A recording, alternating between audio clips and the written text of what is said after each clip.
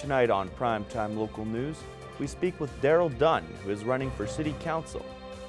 Plus, we have a look at what it takes to be judge at Stockade Roundup.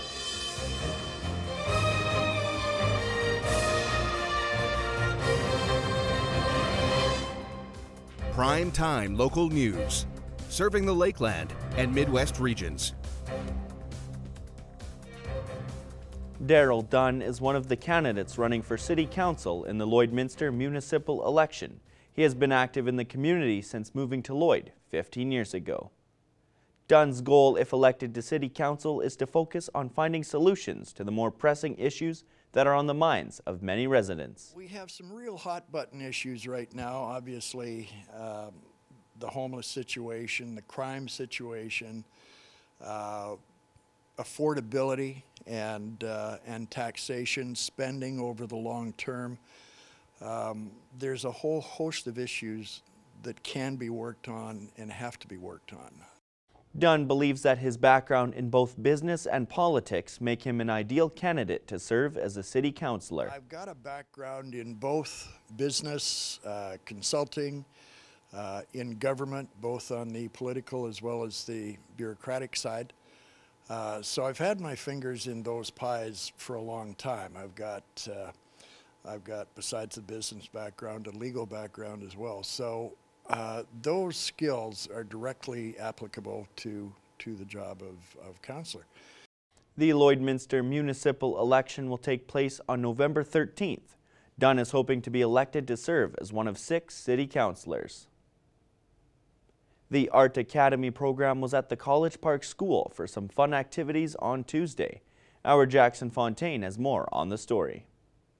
Kindergarteners from College Park School in Lloydminster had the chance to craft magic wands while also reading books. This is all through the Art Academy program within the school division. When you work with little buddies, when our older kids pair up with the younger kids, it reinforces their confidence and ability to create and make art. And we talked about at the beginning of class, and what we do in every Art Academy class is mindset work. So positive self-talk and how you can lift up others with kindness and stuff like that. Whether it's the crafts that are being done or just getting the chance to hang out with friends, there is a lot to like about the art program and what it brings. That's fun. You gotta go and get in this library. You get to come in this library? Yeah, I've never been in this library, but I have been upstairs before. And then my favorite part was probably making like the magic wands and stuff. The program offers 2 weekly classes and gives students the opportunity to show off their passion for art. That's what we do in Art Academy, is we empower these young people to have the confidence to know who they are and express themselves and use their creative thinking and their creative mindset. Jackson Fontaine, Primetime Local News. With Halloween a day away, it's important to remember those less fortunate who aren't able to enjoy the holiday to the fullest. In this week's Beyond the Classroom, we see how Holy Rosary is banding together to make a difference within the Lloyd community. The Beba Project is a Holy Rosary student-led group who strive to make the community a better place. Throughout the years, they have raised funds for the Lloydminster area and are continuing to host their Halloween for Hunger food drive. So we go door to door, kind of like, it's like trick-or-treating in a way, that's why, but we get non-perishable food items, and then we donate it to St. Anthony's because they have 5 loaves, 2 fish, which help families in need. More and more students every year join the program, seeing problems and wanting to provide a solution. So we have about 60 students this year signed up, which is more than we've ever had, which is amazing. We have we'll probably have about 15 drivers. So these are people that are either staff volunteering from our school or parents. And we are going to be heading out into the public tomorrow, going into the neighborhoods and collecting food donations, door to door, just like kids would be trick-or-treating tomorrow night. The program, being student-led, ensures that not only are they making a difference, they are also gaining a greater appreciation for the lives they have today. These guys, they're the ones that are doing the work. They're the ones that are out collecting the food. They're the ones that are going out to make the purchases for the families. And then actually getting it into these families' hands. So they can see, instead of just, collecting money or fundraising and things like that, they see it go all the way through to the end. They see how it affects these families. Putting on this food drive yearly brings a sense of pride to these students that can't be understated. There's people that need help, and being able to make such a big impact as a young girl is very cool to me, because I'm able to make such a good impact on the community at such a young age, and I think it'll help me later in life to be able to do things like this. And that's all for this week's edition of Beyond the Classroom. At Lakeland College, our students go beyond the classroom for immersive, hands-on learning experiences. It's about experiencing the real world. I'm now joined here with Thomas Wildman, who's going to give us a little bit of a look at the weather for the spooky season here. Yes, it's very exciting right now with Halloween just tomorrow, and it's looking like it's going to stick around this temperature for tomorrow for the spooky season there. And it's also nice that we're having some nice temperatures for all of our friends visiting here at Stockade Roundup this weekend. So I'll have a story later about Stockade Roundup. But it's a great time here at the end of the month here in October. We're almost into November, so well into the month of fall. And of course, with Halloween and everything else, it's a great time. We're doing okay. Looking at the almanac here, a high of 6 is the usual. Normal 6 is 6. We're just the tiniest bit cooler than the usual normal at a low of -5, -6 for today. Still not having a lot of moisture, and we definitely, for our farming friends visiting across the provinces, they'd certainly like to see maybe some moisture. Is it going to be snow or rain coming up? We'll have to see. Lloydminster Airport is sitting at 6 degrees right now with the wind chill. It's all the way down to 3 degrees, so not too bad. That east-southeast wind hitting us at 13 kilometers for us today.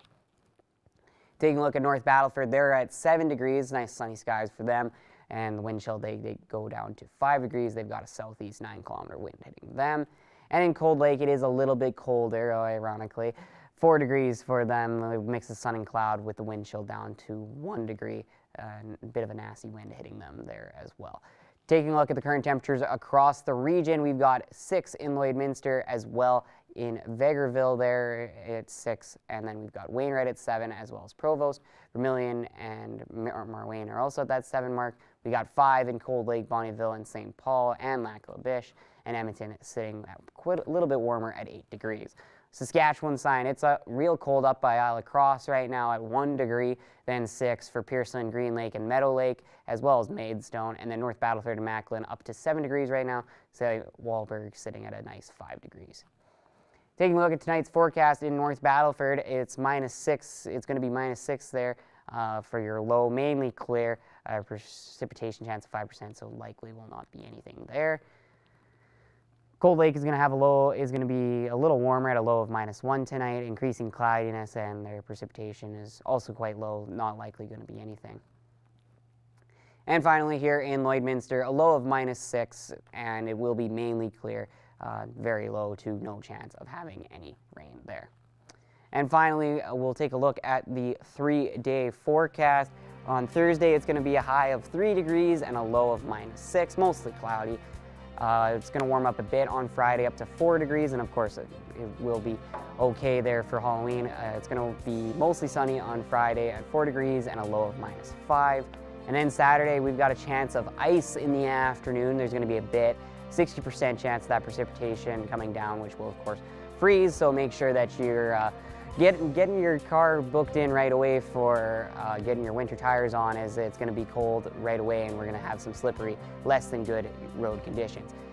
But that will do it for our first look at the weather forecast. I will have an extended look at the forecast coming up later on in the show, but next we've got some more news headlines.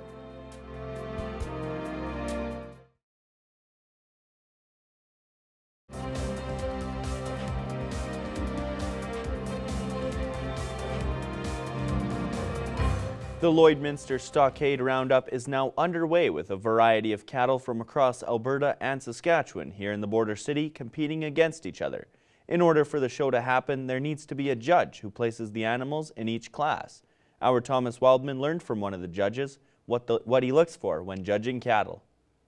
Today I'm with Owen Lee Garden of 2020 Angus and also one of the judges of the Stockade Roundup, and he's here today to kind of help us out with learning about what he's looking for in the ring. And so thank you so much for having us out to your farm today, Owen. Well, thanks for coming, Thomas. All right, Owen, so let's start with right at the beginning of a class, when those animals come in, regardless of if it's a heifer or a bull, what are the things that you are really looking for in an animal right away, and the things that you want to know right away about an animal before you start kind of comparing each animal against each other?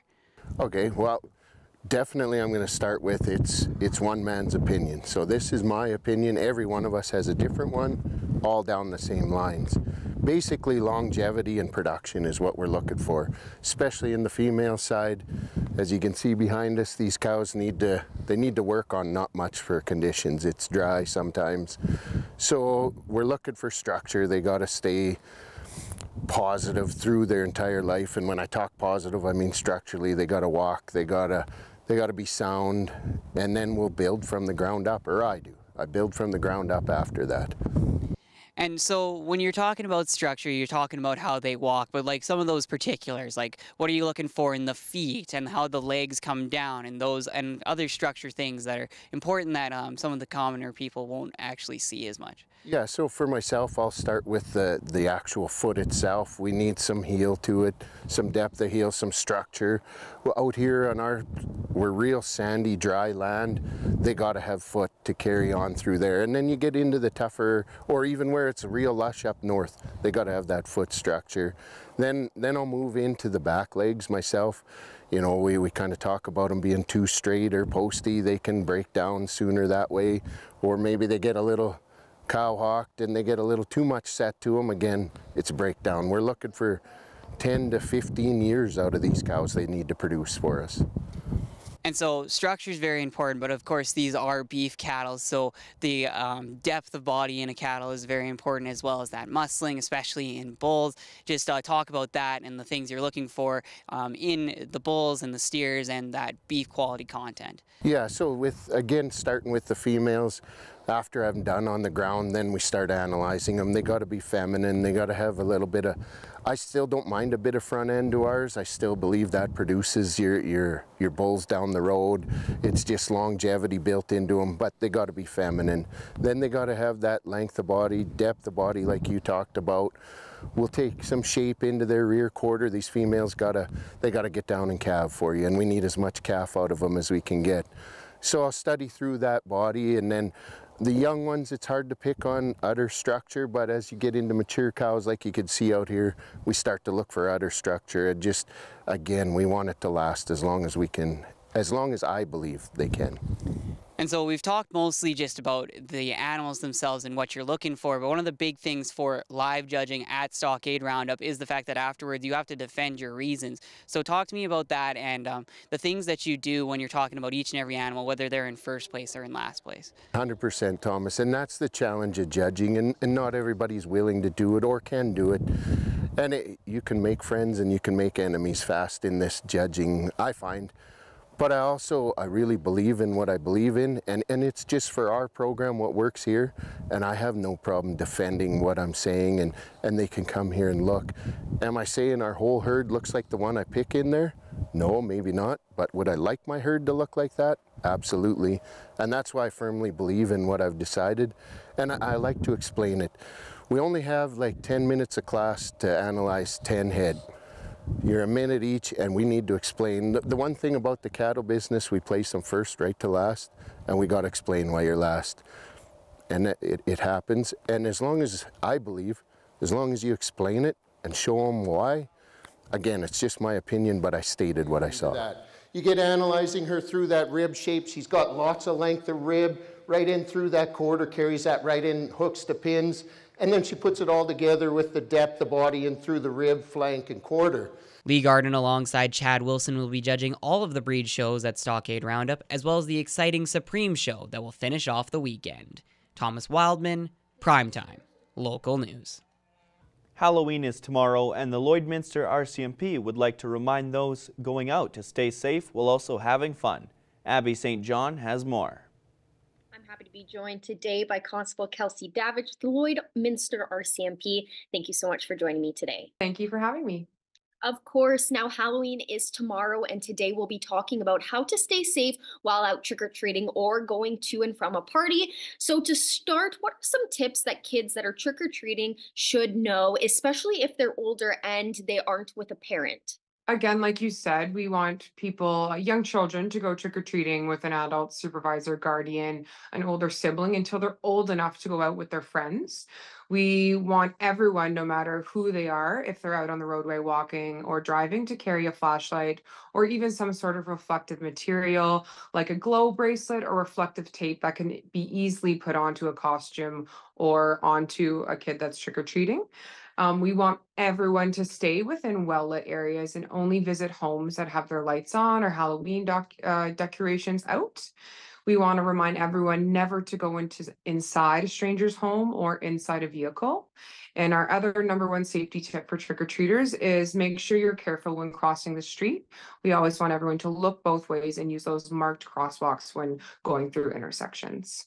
And for the parents that are out with their kids, what are some things that they should do or be aware of while out? Yeah, again, another thing we say for parents is wear something bright, whether you're in a costume or again within reflective material.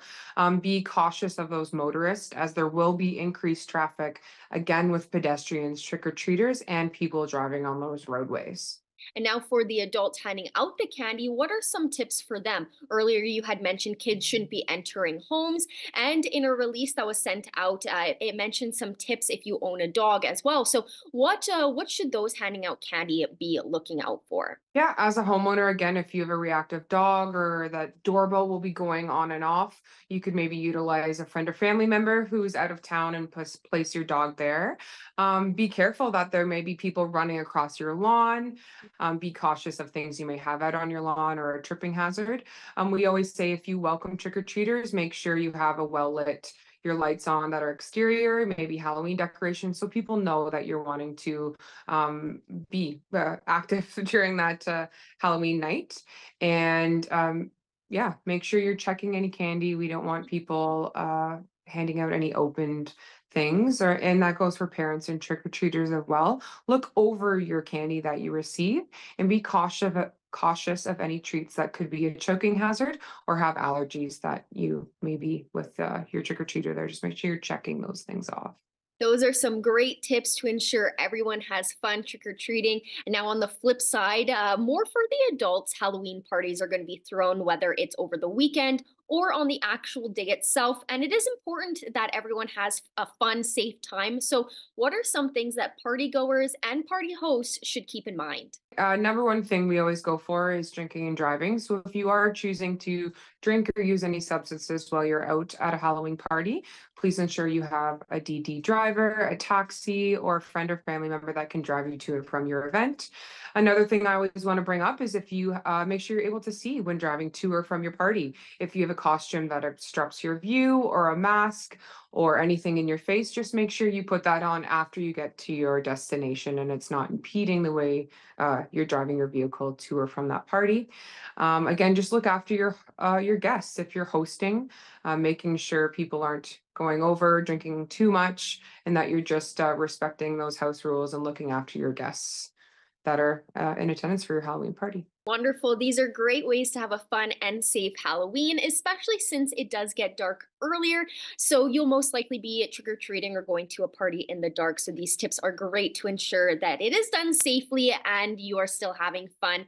Is there anything else that you would like to add that I may have missed? No, I don't think so. Again, Lloydminster CMP just wish all that are partaking in Halloween a safe night, and make sure if you see us out there on the roadway to give us a big wave, and maybe we'll be handing out some candy to lucky trick-or-treaters that we see throughout our patrols that evening. Great. Well, thank you so much for joining me today and ensuring everyone has a safe and fun Halloween night. Thank you for having. Cultural influences may come into play with couples going through separation or divorce. Stacey Comer has more on that in this week's episode of Healthy Thriving Family After Divorce.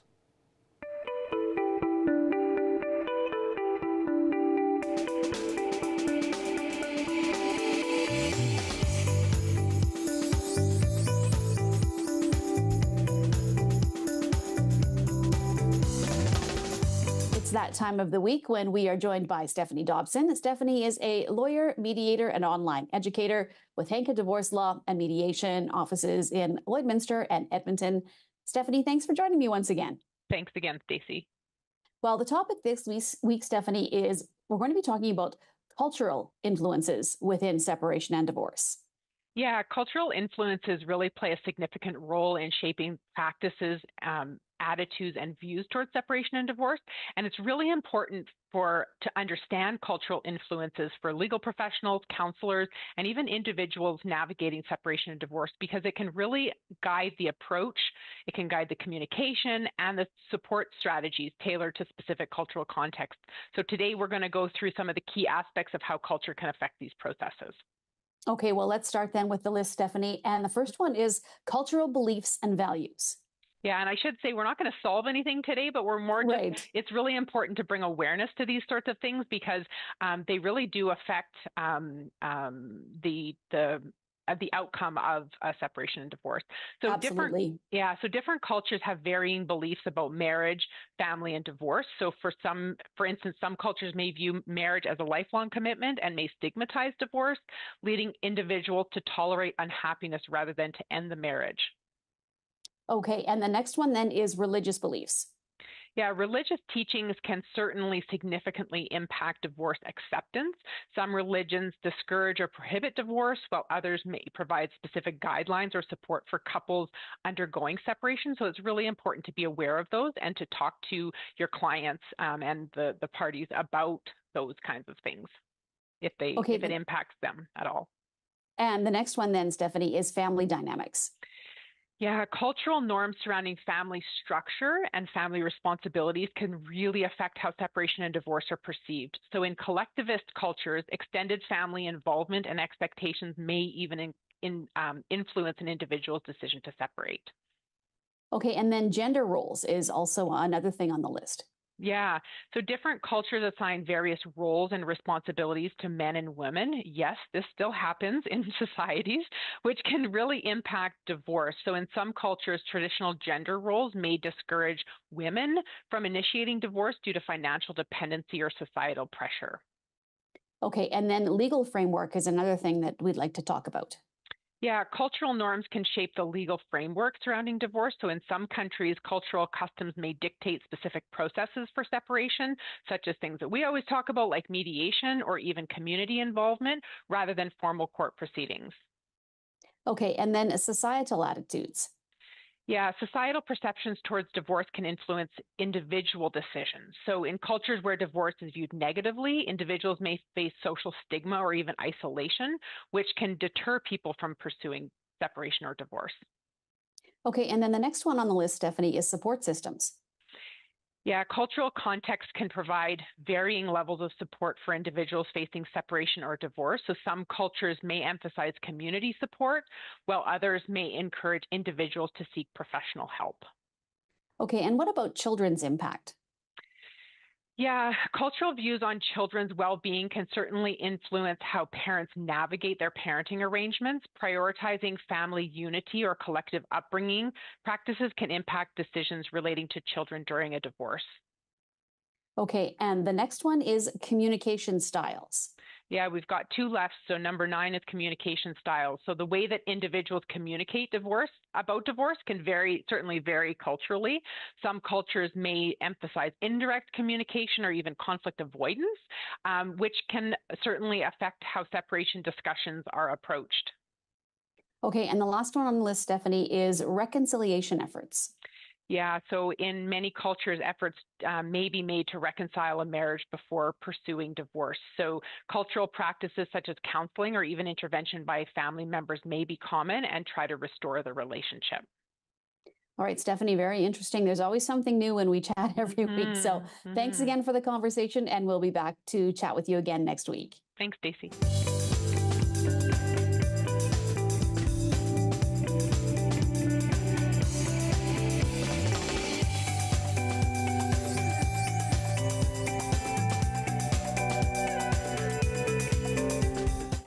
Coming up after the break, Thomas Wildman will give us a wild look at your Wednesday weather.